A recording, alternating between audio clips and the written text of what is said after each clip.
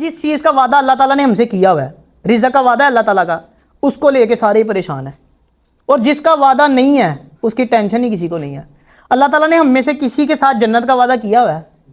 کسی کو کہا ہو کہ بھائی تو جو مرضی کر تو جنتی ہے؟ کسی کے ساتھ کوئی وعدہ ہے؟ تو پھر ہمیں دنیا کی زیادہ تیاری کرنی چاہیے یا آخرت کی زیادہ تیاری کرنی چاہیے؟ آخرت کی، لیکن ہم نہیں کرتے۔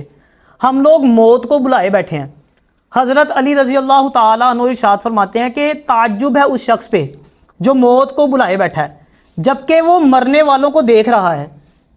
ہمارے سامنے دن میں کتنی اموات ہوتی ہیں، ہم سبق حاصل کرتے ہیں؟ نہیں کرتے۔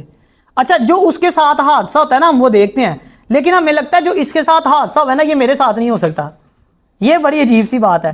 اچھا، پھر ہم نے عبرت کیا حاصل کرنی ہے؟ میں تو وہ شاہ جی نے ایک واقعہ بتایا تھا، میں وہ جب سوچتا ہوں نا تو مجھے بڑی حیرانگی ہوتی ہے۔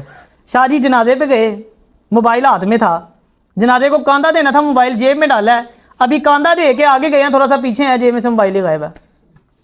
اب بتائیں یہ جس قوم کا یہ حال ہو جو جنازے پہ بھی جو ہے نا وہ کسی کو نہ بخشے، تو پھر کیا بنے گا بھائی ہمارا؟ یہ حالت ہے۔ دیکھیں جنازے پہ اس نے جیب میں سے موبائل نکال لیا یار۔ یہ وہ مقام تھا جہاں عبرت حاصل کرنی ہے، وہاں وہ بندہ چوری کر رہا ہے۔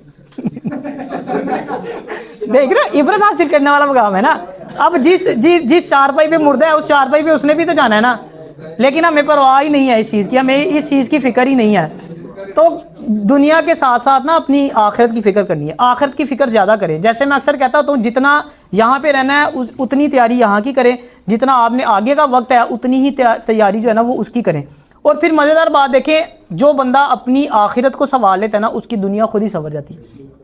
حضرت امام حسن بصری رحمۃ اللہ تعالیٰ علیہ فرماتے ہیں کہ میں نے آج تک نہ کسی ایسے شخص کو نہیں دیکھا کہ جو دنیا کا طلبگار ہو اسے آخرت مل گئی ہو، اس کے برعکس جو آخرت کا طلبگار ہوتا ہے نا اس کو دنیا ضرور مل جاتی ہے۔ یعنی بات ہے کہ اگر آپ نے اللہ کو راضی کر لیا تو ساری چیزیں تو اللہ کے اختیار میں ہے نا۔ وہ میں اکثر ایک مثال دیتا ہوں تو نا، ایک بادشاہ تھا، اس نے اپنی رعایا کے اندر اعلان کیا، اس نے کہا کہ صبح 10 بجے نا میرا دربار اوپن ہوگا، تو سارے لوگ آ جائیں، میں اپنے سارے خزانوں کے منہ کھول دوں گا، جو بندہ جس چیز پہ ہاتھ رکھے گا نا وہ چیز اس کی ہو جائے گی۔ اسی طرح جو ٹائم فکس ہوا تھا سارے لوگ پہنچ گئے، بادشاہ نے سارے جو خزانے تھے ان کے منہ کھولے ہوئے تھے، کسی نے آ کے کسی چیز کو پکڑا، کسی نے کسی چیز کو پکڑا۔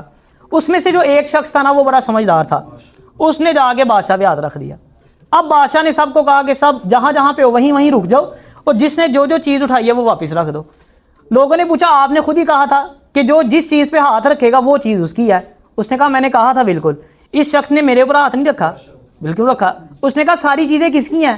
آپ کی ہیں۔ تو اس نے کہا جب میں اس کا ہو گیا تو باقی چیزیں اس کی نہ ہو گئیں؟ تو اگر اللہ کو راضی کر لیں گے تو باقی ساری چیزیں خود ہی مل جائیں گی۔ یعنی اگر جو بندہ آخرت کا طلبگار ہے اس کو دنیا مل ہی جانی ہے۔ تو لیسن آج کا یہ ہے کہ اپنے دل سے دنیا کی محبت کو نکالیں، دنیا سے بے رغبتی اختیار کریں۔ دیکھیں دنیا کو چھوڑ دیں اس سے پہلے کہ دنیا آپ کو چھوڑ دے۔ اللہ تعالیٰ ہمیں عمل کی توفیق عطا فرمائے۔